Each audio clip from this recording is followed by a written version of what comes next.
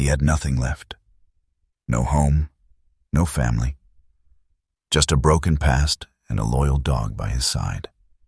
Then one morning, a homeless veteran Navy SEAL spent his last $10 on a forgotten train depot in the middle of the forest. What he didn't know was that something had been waiting inside for over 60 years. Not hidden by accident, but left there for someone who needed it most. As his dog began acting strange, drawn to something beneath the floor, the truth slowly started to surface. And what they found would not only change his life, but give him a second chance he thought he didn't deserve. Before we begin, tell me where you're watching from, and don't forget to like and subscribe to Veteran Dog Stories. The morning came in quietly, the kind of cold that didn't bite so much as linger, resting on the edges of things, settling into the cracks of wood and bone alike.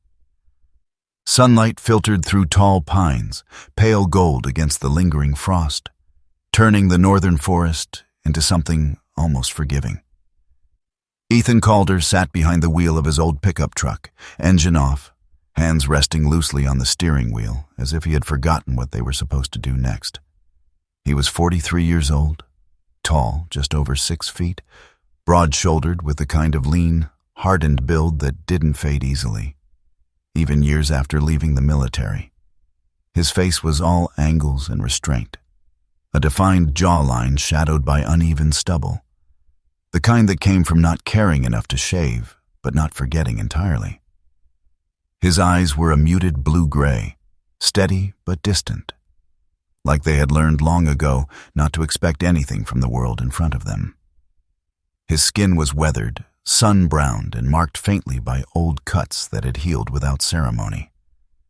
His hair was short, dark brown, clipped in the practical military style he had never quite let go of. At the temples, threads of early silver had begun to show, not from age, but from something heavier.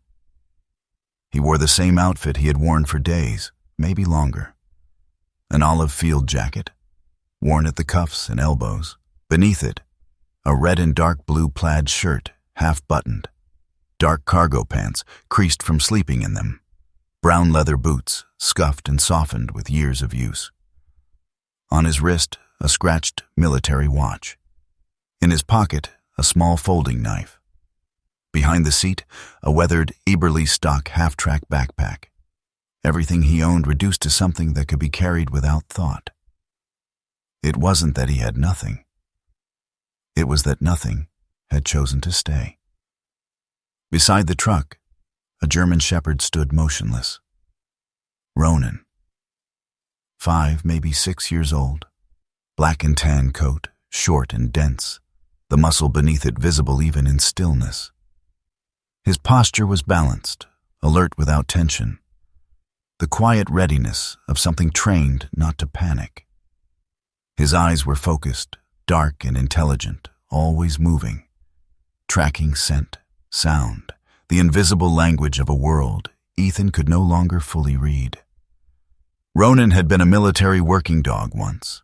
Like Ethan, he had been trained to move toward danger instead of away from it. Like Ethan, he had been left behind when the war ended, not because he had failed, but because there was nowhere else for him to go. They had found each other in the aftermath. Or maybe, Ethan sometimes thought, they had simply stopped pretending they were meant to be anywhere else. Ethan reached down and adjusted the old watch on his wrist. The glass was scratched, the edges worn smooth from years of use. It had stopped once, a long time ago, during a mission he tried not to remember. But it was working now, ticking. Still moving forward, whether it made sense or not. He glanced at the passenger seat, empty except for a folded blanket, and then back out at the forest road stretching ahead. There were places he could go, towns where no one knew his name, jobs that paid just enough to keep the engine running. But none of them felt like destinations. They were just pauses. The town appeared almost by accident. A narrow stretch of road broke away from the forest, leading to a cluster of buildings that seemed older than they had any right to be. A gas station, a diner with faded signage, and a small municipal office tucked between them like an afterthought. Ethan pulled in, more out of habit than intention. Ronan stepped out first, landing lightly on the gravel. He paused, scanning, ears flicking once before settling. No tension, no threat. Ethan followed, stretching his back before heading toward the municipal building. Inside, the air was warmer, but stale, carrying the scent of old paper and coffee that had been sitting too long. Behind a wooden counter sat a woman in her mid-50s, slightly heavy-set, with short brown hair streaked with gray. She wore thin-framed glasses and a simple knit sweater the color of worn wool. Dorothy Hale.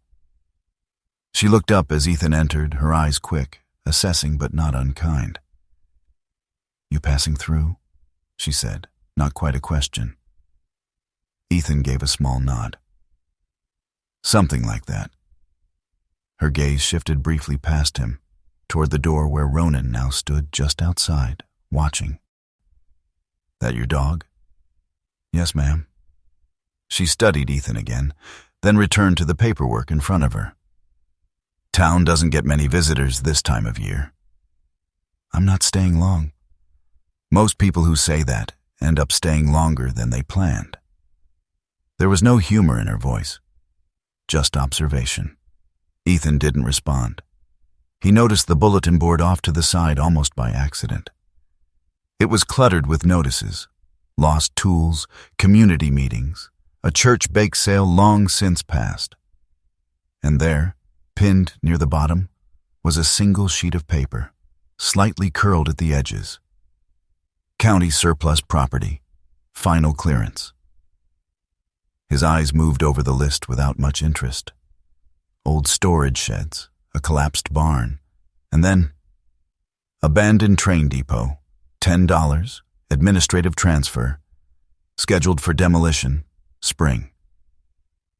Ethan stared at it for a moment longer than necessary. A train depot. He wasn't sure why that word felt heavier than it should have. Behind him, the door creaked open. Ronan stepped inside. But instead of moving toward Ethan, the dog stopped halfway across the room. He turned his head slowly and looked directly at the paper. Still. Focused. Then, without a sound, he shifted his gaze past the wall, past the building, toward the direction of the forest beyond town. Ethan felt it then. Not logic, not reason. Something quieter, something older. Ronan took a single step forward, then stopped. His body went still, not tense, not aggressive, just fixed. As if he had recognized something Ethan couldn't see, his nose lifted slightly, catching a scent that didn't belong to the room or the town, or even the present moment. For a brief second, Ethan had the strange, unshakable feeling that the dog wasn't reacting to something ahead, but to something that had been waiting. Waiting a long time. Ethan looked back at the paper. $10? He said. Dorothy didn't look up. Administrative fee. Property's been abandoned since the 50s. County wants it off their hands before they tear it down. No one's taken it? She gave a small shake of her head. Roof's half gone. No power, no water. Liability nightmare. A pause. Most folks prefer things that aren't already falling apart. Ethan let that sit for a moment. Then, almost without thinking, he reached into his pocket. A worn $10 bill, his last. He set it on the counter. Dorothy looked up now, really looked at him. You serious? Ethan glanced once more at Ronan. The dog hadn't moved. Yeah, he said quietly. I think I am. Dorothy studied him for a long moment, then pulled a ledger closer. Well, she muttered, reaching for a pen. Guess it's yours then. The drive out to the depot took less than 15 minutes. The road narrowed quickly, swallowed again by trees that grew thicker, older, less forgiving. Eventually, the pavement gave way to packed dirt, then to something that barely qualified as a path. Ethan parked when the road simply ended. They walked the rest of the way, and then, through the trees, it appeared. The depot. It stood in a clearing that felt too deliberate to be natural, as if the forest had once been pushed back, and was now slowly reclaiming what had been taken. The building itself was low and long, constructed of weathered wood that had faded into a dull, gray-brown. The roof sagged in places, one side partially collapsed. The windows were boarded or broken, the platform warped and covered in moss. Beyond it, barely visible beneath layers of leaves and thyme, ran the ghost of an old rail line. Ethan stopped a few steps short. For a moment, neither he nor Ronan moved. The air felt different here, quieter, not empty, just waiting. Ronan stepped forward first, slowly, deliberately. He didn't run, didn't explore like a normal dog would. He walked straight toward the depot and stopped at the edge of the platform. Then he looked back at Ethan. Not curious, not uncertain, just sure. Ethan exhaled slowly, the sound barely visible in the cold air.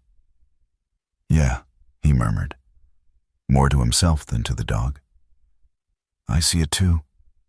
He stepped up onto the platform, the wood creaking softly under his weight. The door hung slightly ajar. Inside, darkness and dust. And something else. Something he couldn't name yet, but something that made the small hairs at the back of his neck rise, not in fear, but in recognition. Like walking into a place that didn't belong to you, and realizing, slowly, that it might. The door gave way with a slow, tired groan, as if it had been holding its breath for years and had finally decided to let it out. Ethan stepped inside first. The air was colder than outside, not because of the weather, but because the building itself had forgotten how to hold warmth. Dust hung in the light like fine ash, drifting through thin beams of sunlight that slipped past broken boards nailed over the windows. Every step he took echoed softly, not loud enough to feel empty, but just enough to remind him he wasn't the first to stand here. Ronan followed a second later. The dog did not rush in. He crossed the threshold with a deliberate step, head low, nose working the air. His ears flicked once, then stilled. His body remained relaxed, but there was a subtle shift in the way he held himself. Less like a companion, more like something on duty. Ethan noticed that. He always noticed. The interior stretched longer than he expected. To the right, a waiting area. Wooden bench along the wall, worn smooth by decades of use. The floor beneath it was slate, scuffed into a dull gray by countless footsteps that had long since vanished. To the left, a freight space. Half-collapsed roof above it, beams exposed, letting in a pale rectangle of sky. And straight ahead, the ticket counter. It stood beneath a protruding bay window, the glass mostly intact but clouded with age. Behind it, a small enclosed booth, no more than 6 feet across, where someone had once sat and watched trains come and go, marking time with nothing but a pen and a schedule. Above the window, barely visible under layers of dust and fading paint, were the words, Whitlock Junction, Penn RR. Ethan exhaled slowly. "Still standing," he muttered. Not impressive, not intact, but still here. He walked deeper into the room, boots pressing into the floorboards with a dull, steady rhythm, Each step felt heavier than it should have, not physically, but in the way certain places demanded awareness. There was a black pot-bellied stove in the far corner, its iron surface dulled but intact. A rusted pipe ran upward through the ceiling, bent slightly where the roof had sagged. He ran a hand over it. Cold, dead, but not broken. He moved to the wall where an old board hung, once used to track arrivals and departures. Most of the chalk had long since faded, but one line remained, faint but stubborn. 6:42 p.m., eastbound. Final. Ethan stared at it longer than he meant to. Final. Not delayed, not canceled, just final. Behind him, Ronan's nails clicked softly against the wood. Ethan turned. The dog had stopped near the ticket counter. Again. Not pacing, not exploring, just standing. His nose hovered just above the edge of the wood, drawing in slow, measured breaths. Then he shifted slightly, stepping closer to the base of the counter, and lowered his head. Ethan watched. "Something there?" he asked quietly. Ronan didn't look up. Ethan moved toward him, slower now. Up close, the counter looked worse. Wood chipped at the edges, varnish peeling in thin, brittle strips. But something about it felt preserved, like the damage had happened around it, not to it. He stepped around to the side and pushed open the narrow door into the ticket booth. It creaked open with resistance, the hinges stiff but not seized. Inside, the space was small, tight. A wooden stool stood behind the desk, one leg slightly shorter than the others. A row of pigeonholes lined the wall above the counter, meant for tickets, receipts, schedules, now empty, but still holding the faint outline of purpose. On the floor, near the corner, sat a small iron safe. Closed. Locked. Ethan crouched slightly, examining it, then shook his head. Later. Behind him there was a sudden, sharp sound. Not loud, but wrong.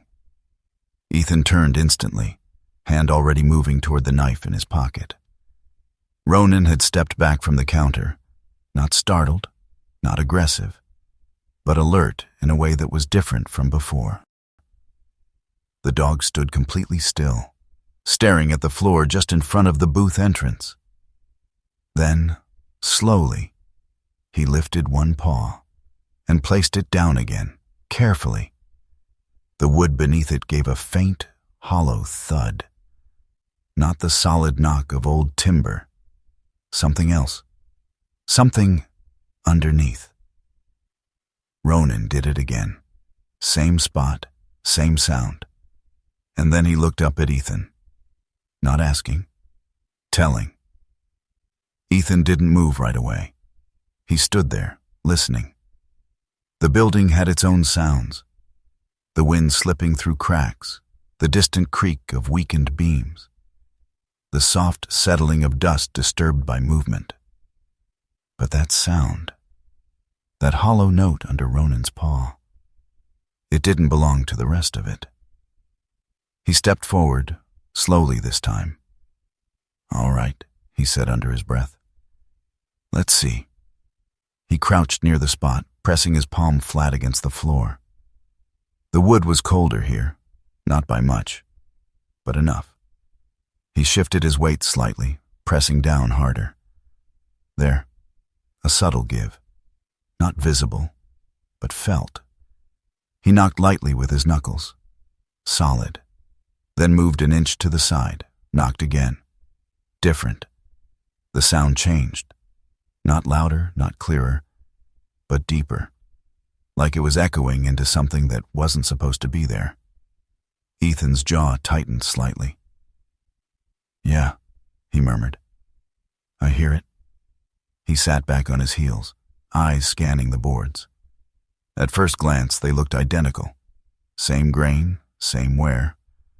But then, a difference. Barely noticeable. The boards beneath the booth were a shade darker. Not new, not old, just different. He ran his fingers along the seam where they met the rest of the floor.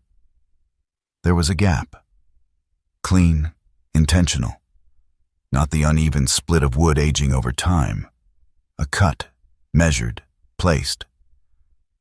Ronan shifted closer, lowering himself to the ground beside Ethan. His breathing was steady, controlled, but his eyes never left the spot. Waiting. Ethan glanced at him. "You been smelling this the whole time?" The dog didn't respond, of course, but he didn't look away either. Ethan stood and walked back into the freight area. He searched through what remained. Splintered crates, rusted hooks, broken planks stacked haphazardly in one corner. Most of it was useless. But then, a length of flat iron. Bent slightly, one end worn smooth. He picked it up, testing the weight in his hand. Good enough. Back in the booth, the air felt tighter. Not threatening, just focused. He slid the edge of the iron into the seam between the darker boards and the rest of the floor. For a moment, nothing happened. Then, he applied pressure.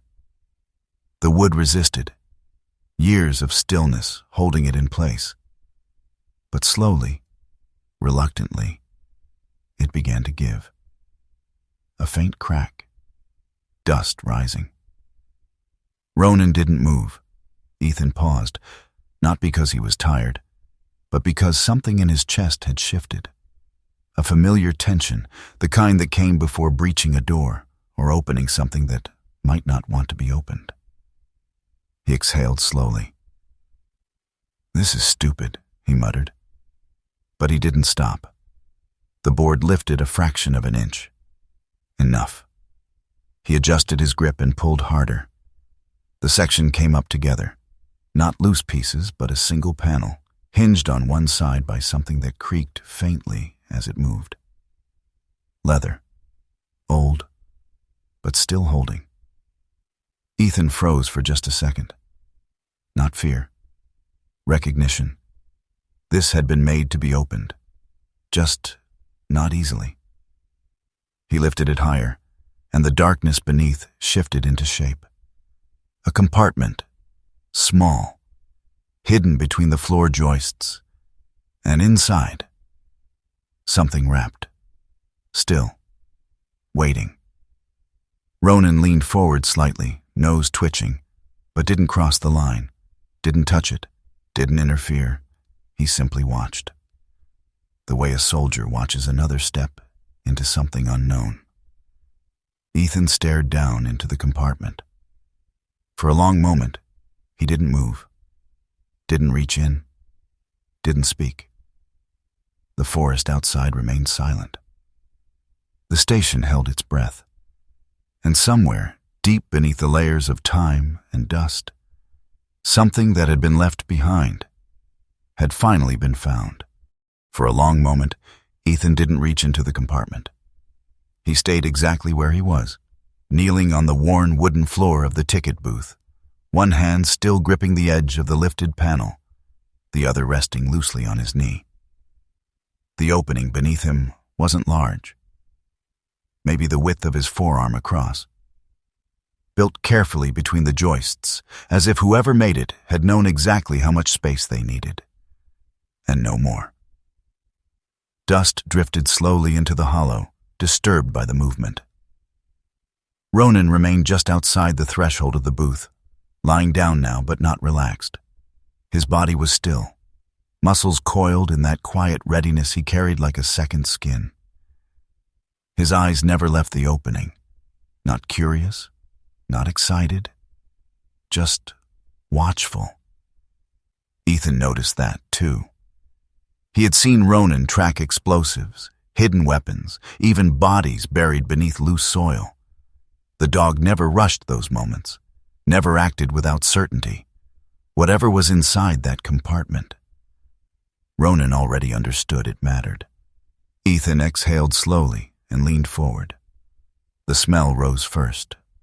Old paper, faint metal, something dry, sealed away from time, but not untouched by it. He reached in carefully, fingers brushing against something wrapped in fabric. Not brittle, not rotted, just aged, like it had been waiting without being disturbed. He pulled it out slowly, a small bundle wrapped in oilcloth that had darkened over the decades. The material was stiff but intact, tied loosely with a thin cord that gave way easily when he tugged it free. Inside, a metal box, rectangular, about the size of a small book, dull gray with scratches along the edges but no visible rust. Ethan turned it over in his hands. Heavy, not locked. He glanced once at Ronan. The dog didn't move. Ethan opened it. Inside, the contents were arranged with a precision that felt deliberate, almost ceremonial. Stacks of old currency, bundled tightly with paper bands that had yellowed and cracked at the edges. The bills were worn, but intact. Their ink faded into a muted green that spoke of another era. He didn't count it, didn't need to. There was enough to matter, but not enough to explain everything. Beneath the money, wrapped separately, lay a small leather pouch. Ethan lifted it out, opening it with careful fingers. Inside were silver coins, 11 of them, each wrapped individually in thin tissue that had browned with age. The metal caught the light in soft flashes, dulled but unmistakably valuable. And beneath those, a pocket watch. Ethan's hand paused as he picked it up. It was heavier than he expected. Solid, cold. He turned it over, thumb brushing the engraved surface of the case. A name, worn but still readable. He didn't say it out loud. Not yet. He set the watch aside carefully and reached back into the compartment. There was more. A folded American flag, neatly arranged in the triangular military fold, edges still crisp despite the years. The fabric was slightly faded, the blue field dulled, the white stars softened. But it had been kept with care. Respect. That much was obvious. And finally, an envelope. Thick paper, cream-colored once. Now aged into something closer to bone. The edges were slightly curled, but the seal remained intact, on the front, written in careful, slanted handwriting. To whoever finds this. Ethan stared at it. Something in his chest tightened, not sharply, not painfully, but with a kind of weight he hadn't expected. Ronan shifted slightly behind him, the faint sound of claws against wood, grounding the moment back into the present. Ethan sat back on the stool, the envelope in his hands. He didn't open it right away. Instead, he looked down at the contents spread across the worn surface of the ticket desk. The money, the coins, the watch, the flag. Not hidden, not forgotten. Placed. Left. Ethan's fingers brushed against the pocket watch again. Without thinking, he pressed the latch. The cover snapped open with a soft click. Inside, the face was intact, white enamel, black numerals, a second hand frozen in place. Not moving. Dead. Ethan frowned slightly. Then, almost imperceptibly, the second hand twitched. Once, a faint, uneven tick. Then stillness again. Ethan froze. The station was silent. No wind, no shifting beams, nothing. He held the watch closer, listening, nothing. Just his own breathing. Behind him, Ronan let out a low, quiet exhale. Not a growl, not a warning. Something softer, as if the dog had felt it too. Not danger, not fear, but something that didn't belong to the present moment. Ethan closed the watch slowly and set it down. He picked up the envelope. The paper felt thicker than modern stock. Made to last, not to be discarded. The seal cracked with a soft, dry sound as he opened it. Inside was a single folded sheet. He unfolded it carefully, smoothing it out on the desk. The handwriting matched the front of the envelope. Neat, deliberate, each letter shaped with care. Ethan began to read. "My name is Harlan Bowyer." The words settled into the room like a voice returning after a long absence. "I have been the station agent at Whitlock Junction since 1932. Ethan leaned back slightly, the stool creaking under his weight. "If you are reading this, then the line is gone. The trains have stopped, and this place has been left behind." He glanced around the room. Left behind. That felt accurate. "I am writing this on the final week before closure. The last train will pass through on Friday at 6:42 in the evening." Ethan's eyes flicked instinctively toward the board on the wall. 6:42 p.m. Final. The chalk hadn't faded by accident. "I have no family left to give this to. My wife Eleanor passed in 1949. We had no children. The railroad was my life, and this station was my post." Ethan felt something shift. Not understanding, not yet, but recognition. A man who stayed, even when there was nothing left to stay for. "I have saved a portion of every paycheck I earned. I did not trust banks after the collapse in 33, and so I kept what I could where I could." Ethan glanced at the money again.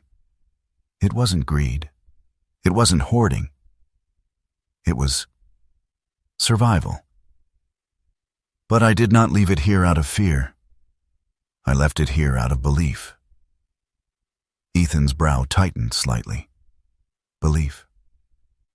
Because places like this do not stop being what they are just because people forget them.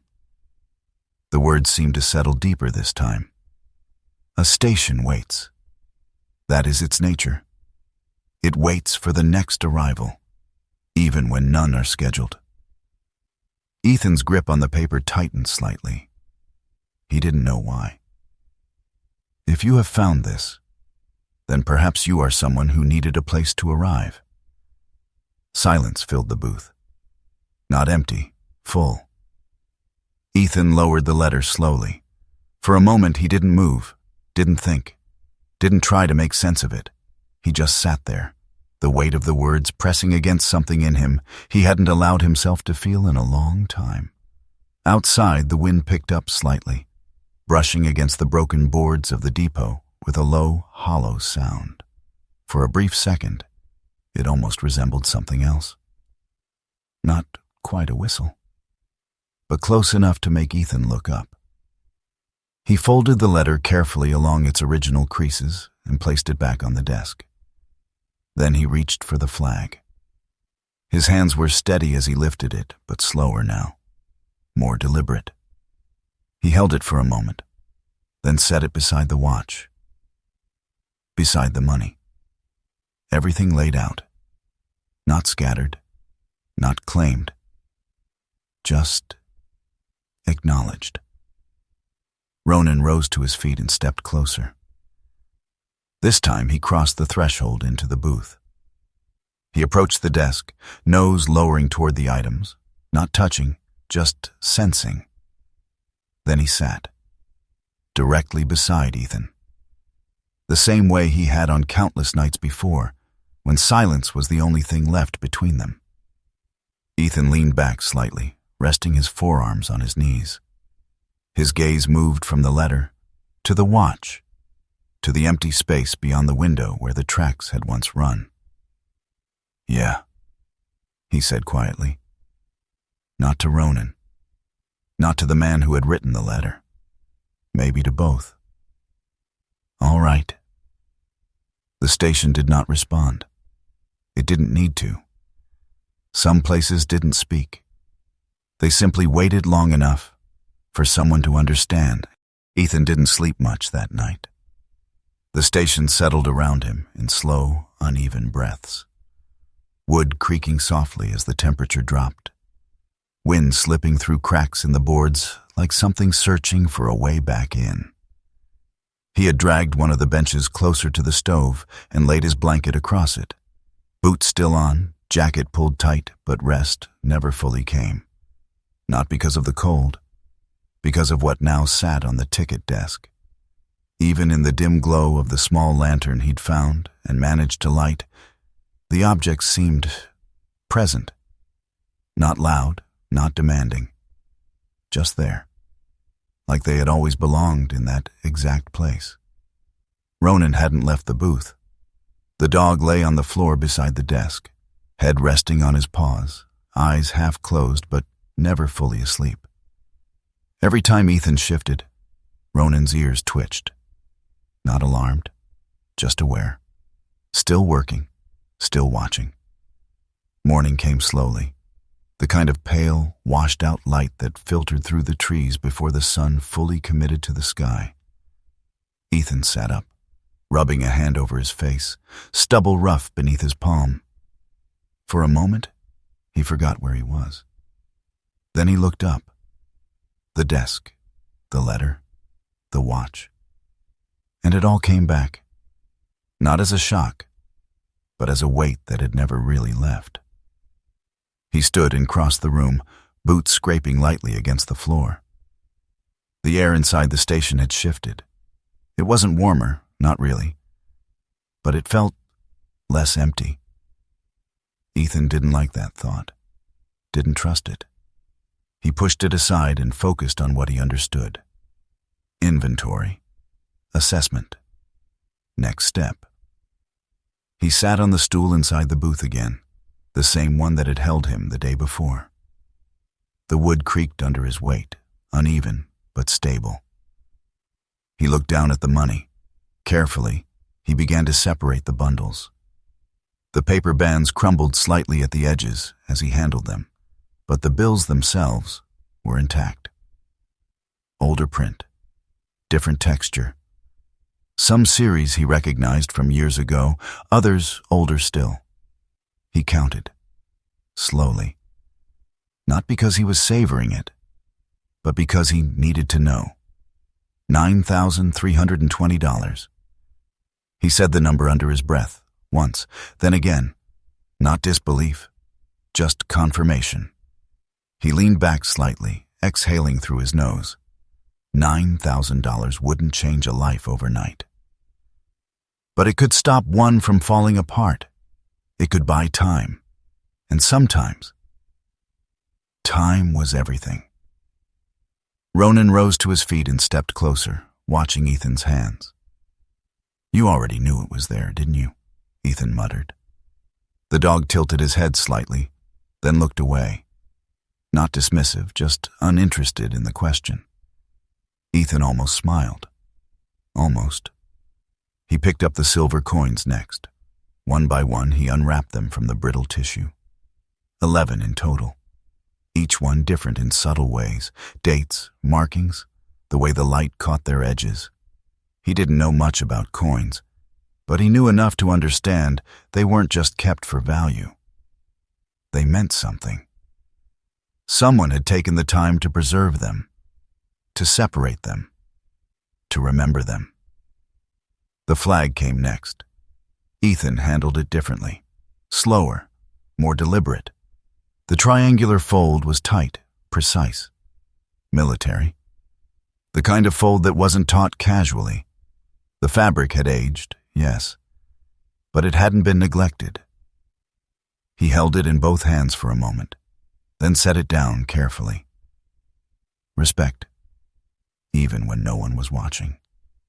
Some habits didn't fade. As Ethan reached for the pocket watch again, something caught his attention.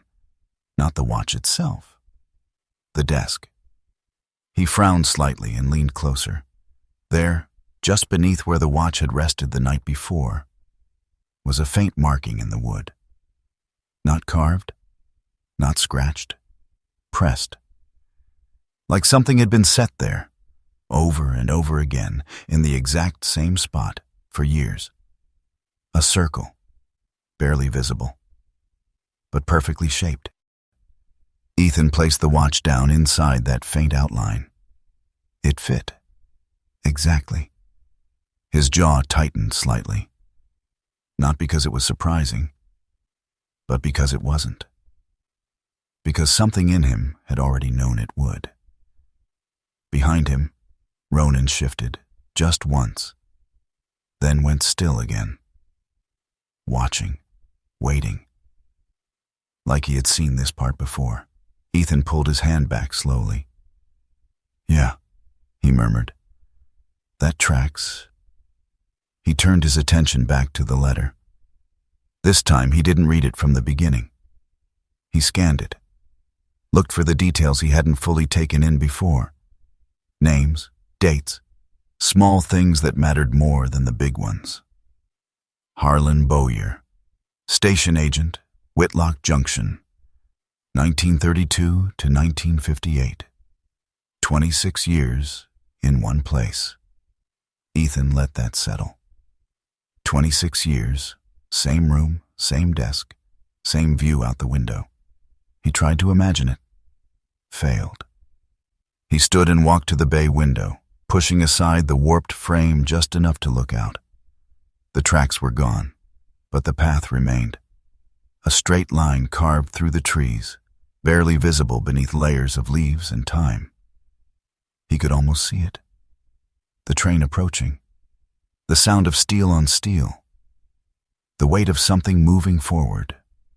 Always forward. "You stayed," Ethan said quietly.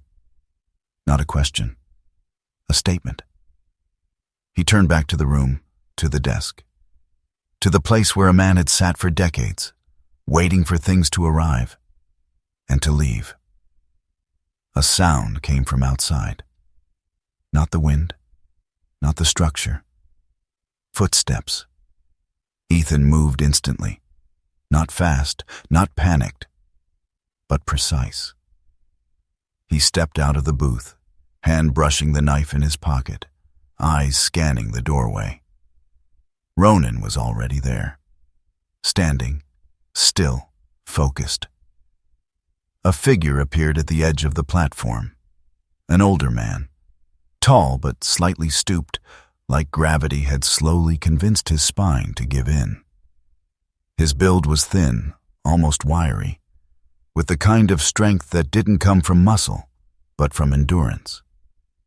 His face was long, lined deeply around the mouth and eyes, skin pale beneath a thin layer of sun exposure. His hair was silver gray, cut short but uneven, like it had been done at home with little concern for symmetry. He wore a brown canvas jacket, worn soft with age, over a faded flannel shirt. Dark trousers. Boots that had seen years of work. Elias Boone. He stopped a few steps away, eyes moving past Ethan, to the inside of the station. Then to Ronan. Then back to Ethan. "You opened it," Elias said. Not surprised. Not impressed. Just acknowledging. Ethan didn't respond right away. "Found something," he said finally. Elias nodded once. Slow. "Figured you would." Silence settled between them. Not uncomfortable, just measured. Elias stepped closer, boots creaking against the platform. He didn't enter the station immediately. Instead, he looked at the doorway, then the floor, then the booth, like he was remembering where things used to be. "I used to come through here," he said after a moment. "Not often. Just enough." His voice was dry, worn, like something used but not broken. "Man who ran it? Bowyer. Didn't talk much, but he remembered everything." Ethan leaned slightly against the doorframe. He left something behind. Elias gave a small nod. "Yeah," he said. "I figured he might." He stepped inside now, slow but steady. Ronan didn't move, didn't growl, just watched, judging. Then, after a second, He relaxed. Just slightly. Enough. Elias walked toward the booth, stopping just short of the desk. His eyes moved over the items: money, coins, flag, watch. He didn't touch them, didn't lean in, just looked, long enough to understand. He always said this place wasn't for him, Elias murmured. Ethan glanced at him. What do you mean? Elias shrugged slightly. Said it belonged to whoever needed it next. Ethan looked back at the desk, at the faint circle worn into the wood, at the watch resting perfectly within it. Guess he was right, Ethan said. Elias gave a quiet, almost imperceptible smile. Maybe, he said. Then, after a pause, or maybe you just showed up when you were supposed to. Ethan didn't answer. He didn't need to. The station settled again around them. Not empty, not abandoned. Just holding, waiting. Ethan didn't fold the letter right away. He sat there in the narrow booth, elbows resting on his knees, the paper held loosely between his fingers as if it might fall apart if he pressed too hard. The words had settled into him in a way he couldn't quite explain. Quietly, without resistance, like something he had been carrying without knowing its name. Across from him, the empty rail line stretched beyond the window, a pale scar through the forest. It didn't lead anywhere anymore. Or maybe it did, just not in the way it used to. Elias Boone stood just outside the booth, leaning one hand against the edge of the counter. He didn't interrupt, didn't ask what the letter said. He didn't need to. Men like him had lived long enough to understand that some things weren't meant to be explained out loud. You gonna keep it? Elias asked after a while, voice low and steady. Ethan glanced up. The money? Elias shrugged faintly. All of it. Ethan looked back at the desk, at the stacks of bills, the coins, the watch, the flag, then back at the letter. I don't think it was meant to be taken like that, he said. Elias studied him for a second, then nodded once. Good, he said simply. Ethan leaned back on the stool, letting his gaze drift again toward the items. This place, he muttered, almost to himself. He really stayed here that long? Elias gave a small, dry exhale that might have been a laugh. Longer than most people stay anywhere. He stepped closer now, resting both hands on the counter as he looked out through the same window Harlan Bowyer once had. Man didn't leave much, Elias went on. But what he did, he left it right. Ethan tilted his head slightly. You knew him? Elias nodded, eyes still forward. Not well. Nobody knew him well. A pause. But you didn't have to. The old man shifted his weight slightly, as if settling into a memory. Winter of '54, he said. Snow came down harder than anyone expected. Roads closed. Tracks almost buried.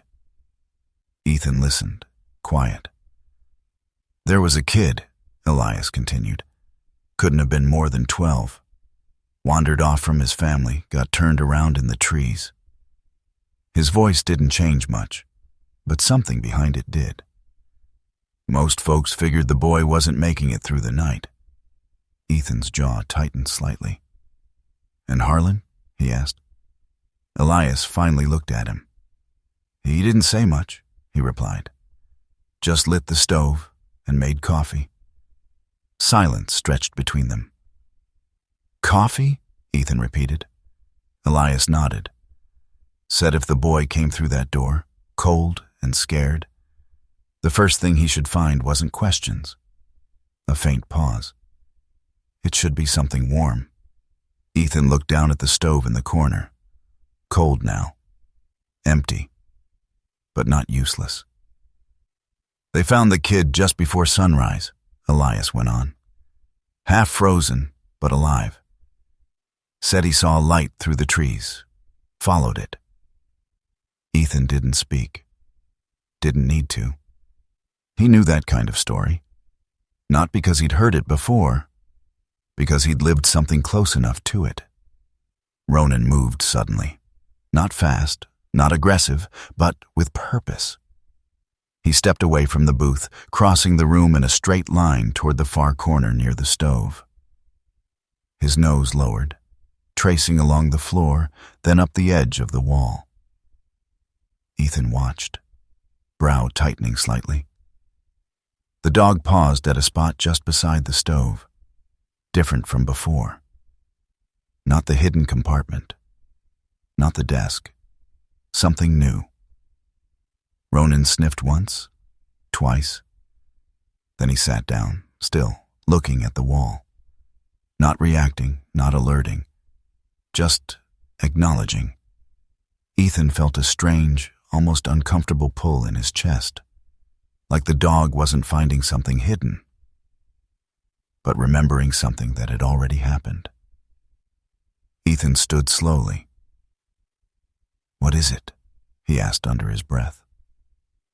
Ronan didn't move. Elias glanced over, eyes narrowing slightly as he followed the dog's line of sight.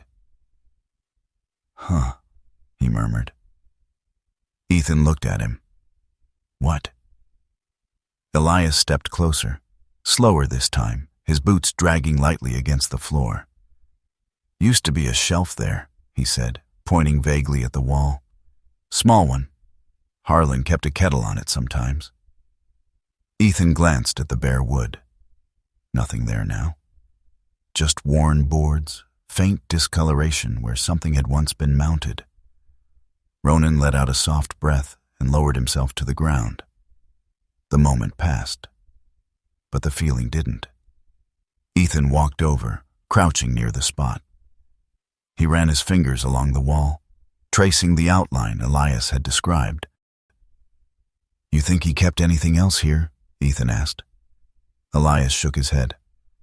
"No," he said. "If he wanted it found, he'd have left it where you could." Ethan leaned back slightly. That made sense. Everything in the compartment had been placed with intention. Not hidden for secrecy, hidden for timing. He stood again, looking around the station with new eyes, not as a structure, not as a shelter, but as something continued. "You planning to stay?" Elias asked. The question wasn't casual. Ethan took a moment before answering.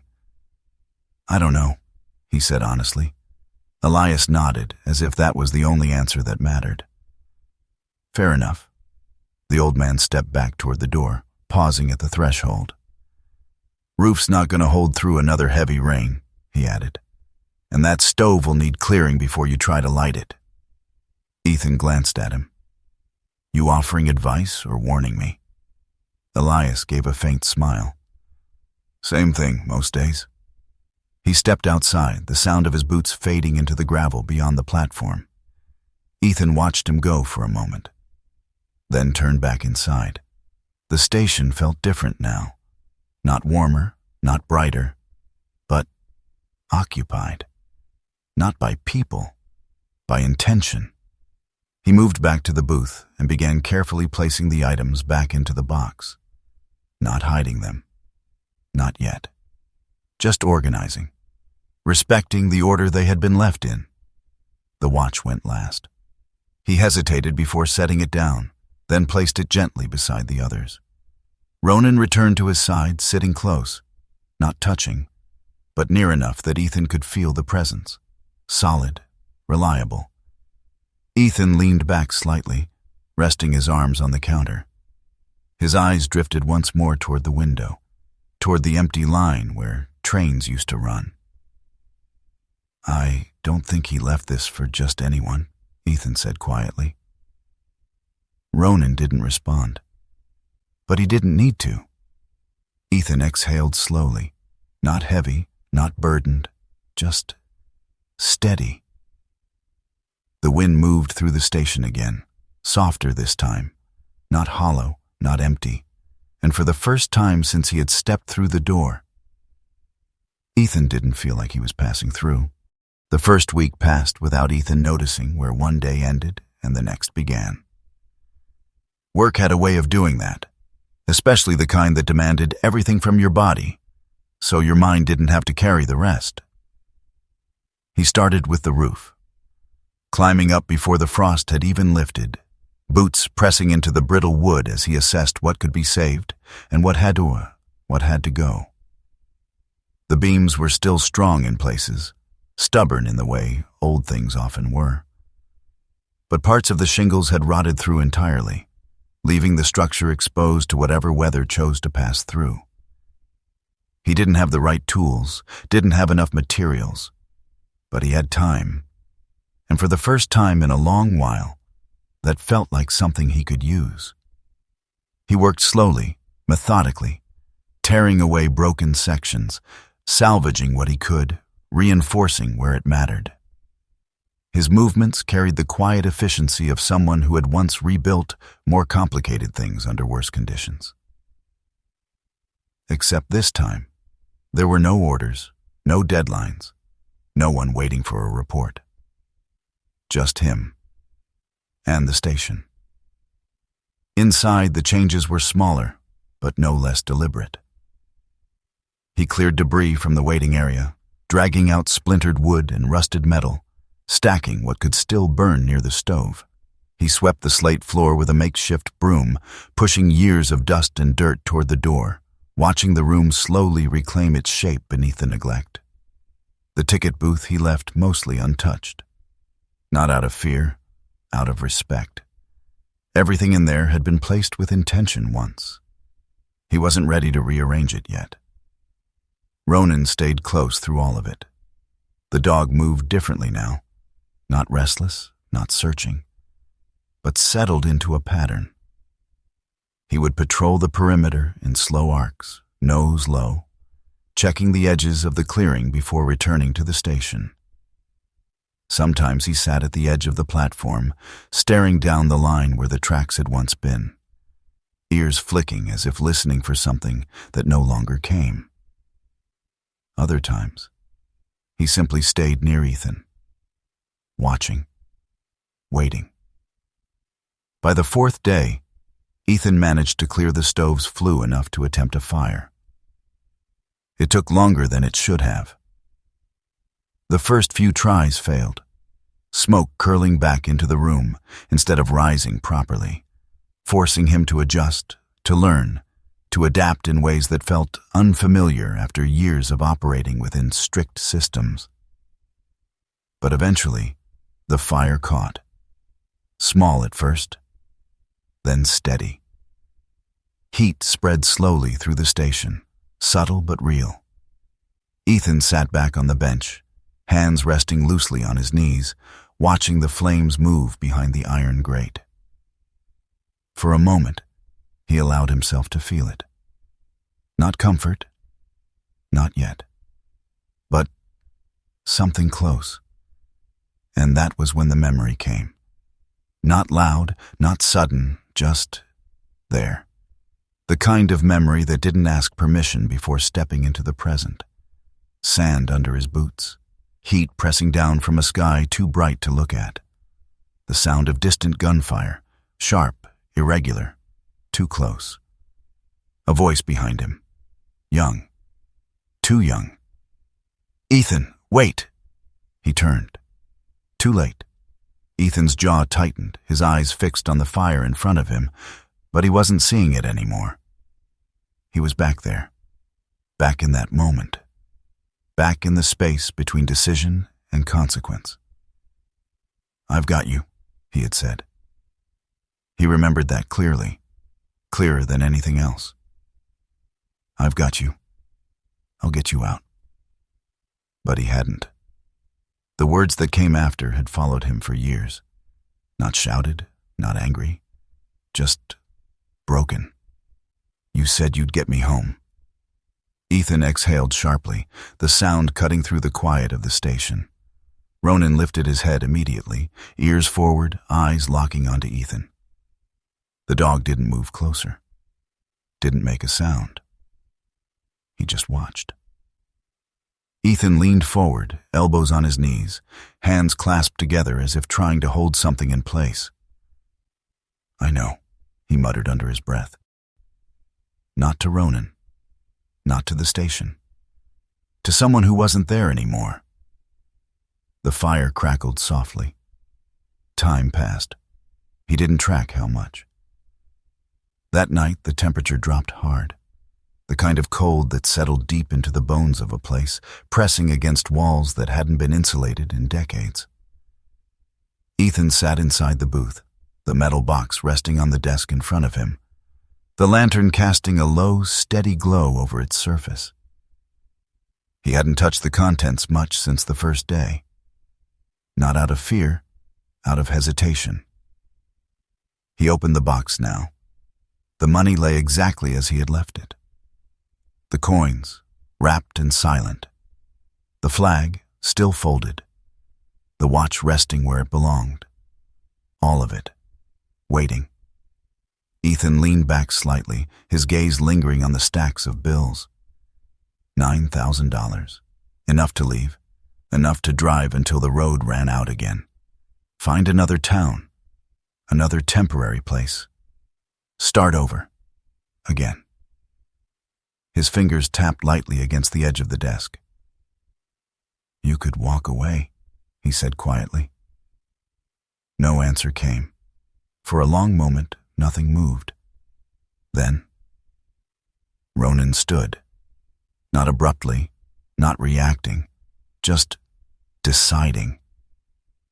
He walked across the booth slowly, stepping past the desk, past the box, until he stood directly beside Ethan.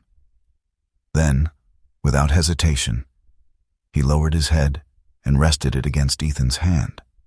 Not pushing, not nudging, just there. Warm, steady, unmoving. Ethan froze, not because of the gesture, but because of what it meant.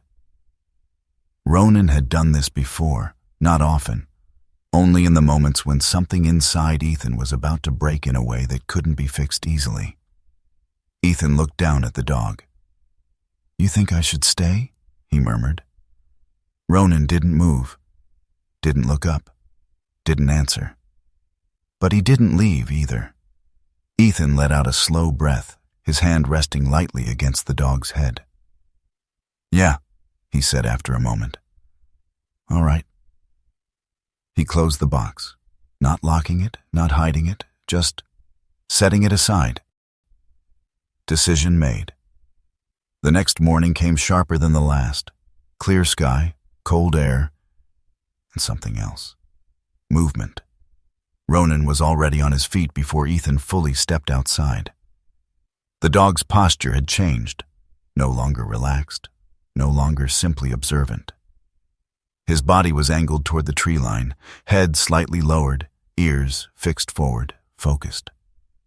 "What is it?" Ethan asked. Ronan didn't wait.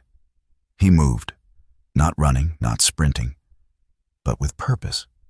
Ethan followed immediately. No hesitation, no questions. They moved into the trees, branches snapping lightly underfoot as Ethan kept pace, his breathing steady but controlled. Ronan adjusted his speed just enough to keep ahead without losing him, glancing back once to ensure Ethan was still there.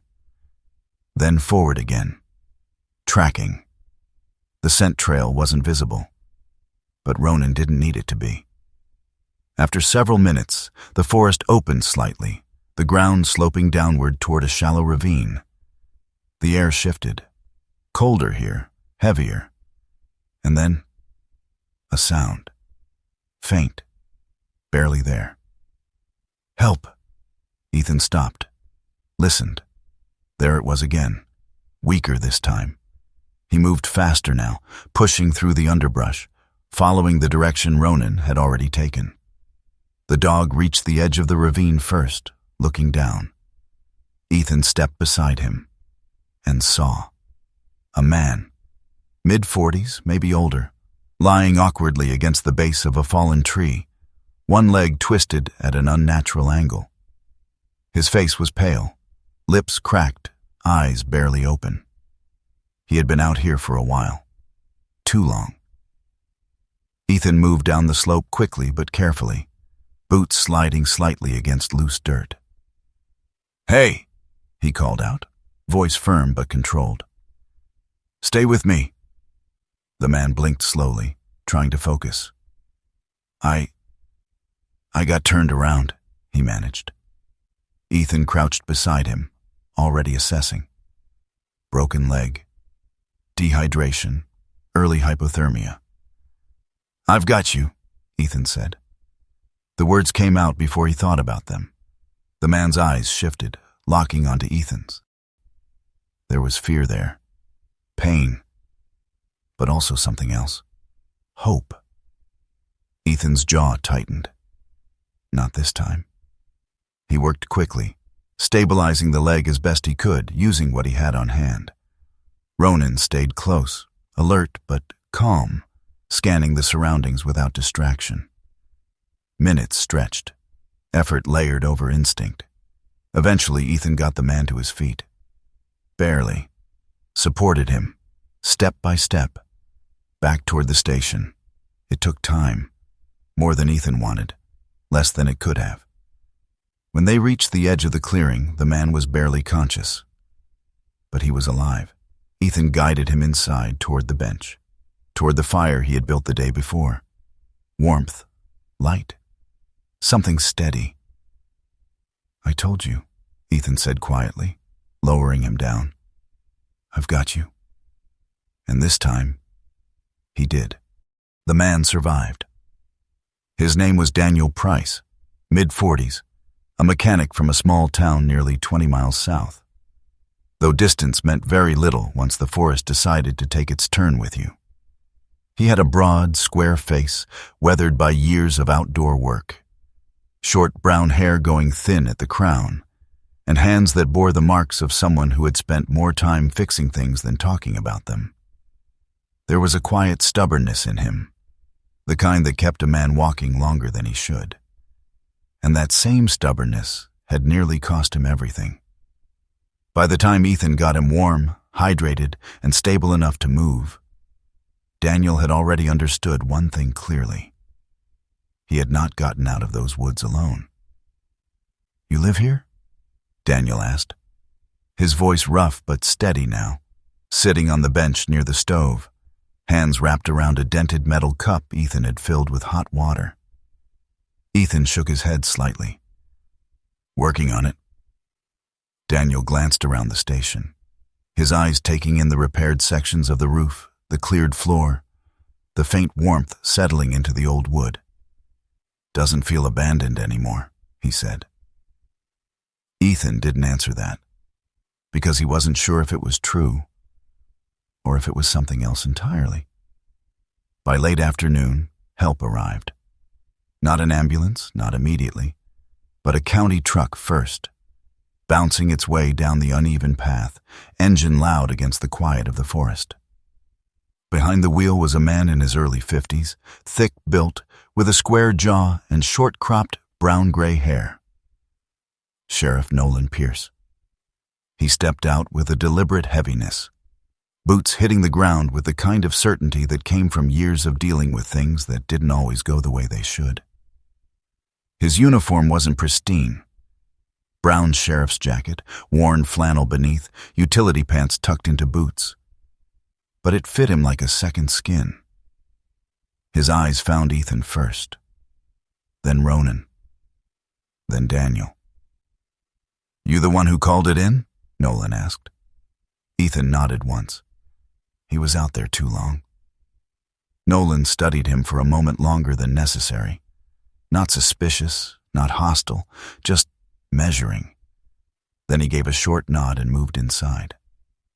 The paramedics arrived shortly after, quick, efficient, focused on Daniel.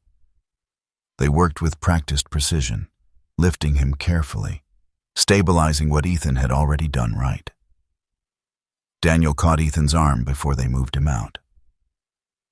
"I don't know how I'm supposed to thank you," he said. Ethan shook his head. "You don't?" Daniel looked like he wanted to argue, but didn't. Instead, he nodded once. Then he was gone. The station fell quiet again, but not the same quiet, not empty.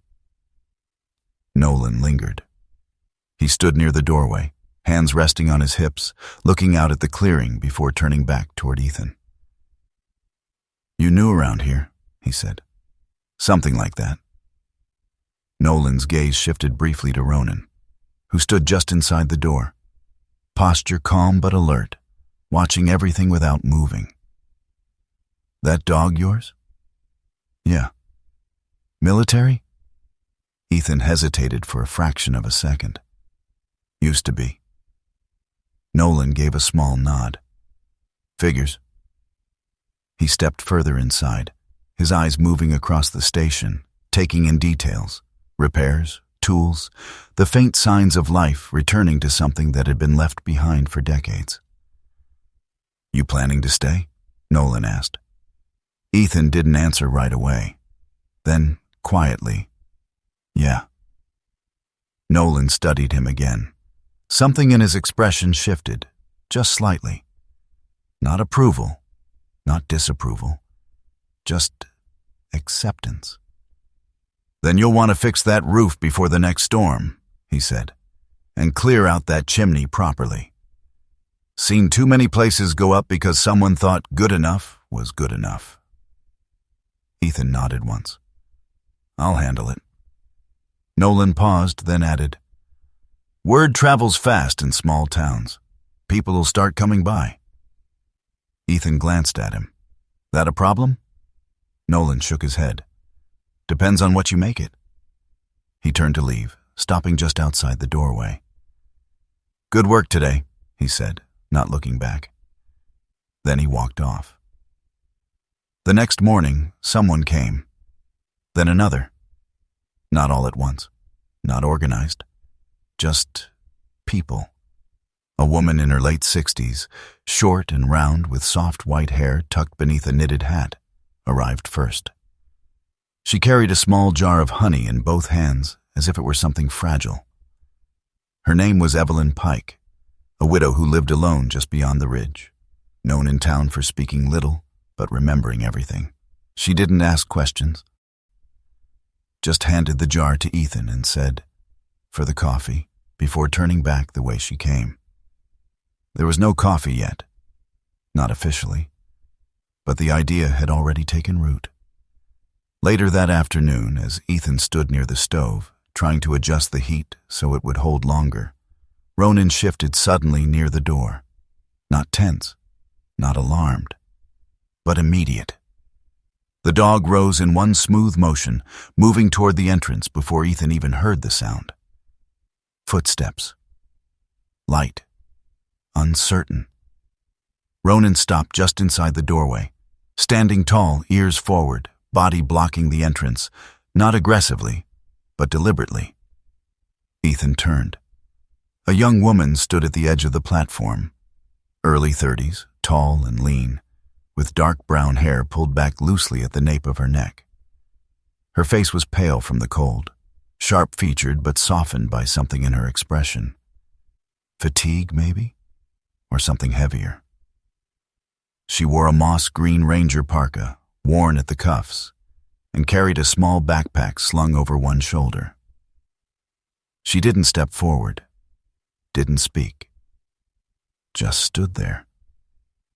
And for a brief second, Ronan didn't move, didn't bark, didn't let her pass. He simply watched her, as if deciding something. Then slowly, he stepped aside. The woman exhaled softly, like she had been holding her breath longer than she realized. "I heard about what happened," she said, her voice steady but quiet. "The man you found?" Ethan nodded. "He made it." She gave a small, relieved smile. "Good." Her name was Mara Bellamy, a forest ranger. She moved differently than most people. Light on her feet, aware of her surroundings without needing to look directly at them. There was a calm efficiency in her posture, the kind that came from years of working in places where mistakes weren't easily forgiven. "I patrol this area sometimes," she said. Didn't think anyone was living out here. Ethan glanced around the station. I'm not sure I am either. That earned a faint smile from her. Over the next few days, more people came. A retired engineer named Marcus Linwood, who brought an old railroad lantern and left it without ceremony. A young couple hiking through the area, who stopped for water and stayed longer than they planned. An older man who said nothing at all, just sat on the bench for an hour before leaving behind a folded $5 bill. Ethan didn't ask for anything, didn't charge. He simply kept the stove lit and started boiling water.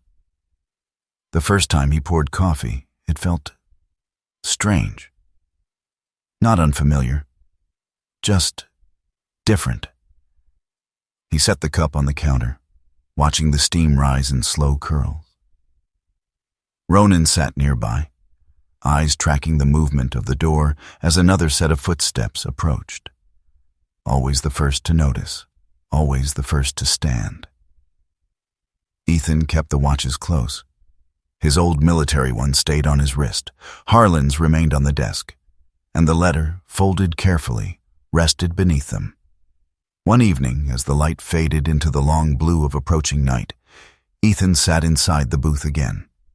The station was quiet, not empty, just at rest. He reached out and placed both watches side by side on the desk. For a moment, nothing happened. Then, he leaned closer, listening. Tick, tick. Both of them, same rhythm, same time. Ethan sat back slowly, not surprised, not questioning, just understanding. Outside, the forest shifted with the wind. Inside, the fire burned steady. And near the door, Ronan lifted his head once more, already aware of someone approaching before they ever reached the clearing. Ethan glanced toward the entrance, then back at the watches. And for the first time in years, he didn't feel lost. Some places don't die, they don't disappear, they don't forget. They wait for the right person, for the right moment, for the one who knows how to listen. The station had waited. Ronan had led him there. And Ethan had finally arrived. There are moments in life when everything seems lost. When doors close, paths disappear, and the world grows quiet in a way that feels permanent.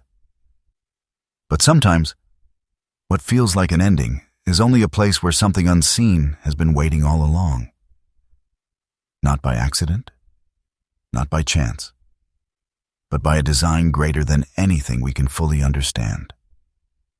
Maybe that is how God works.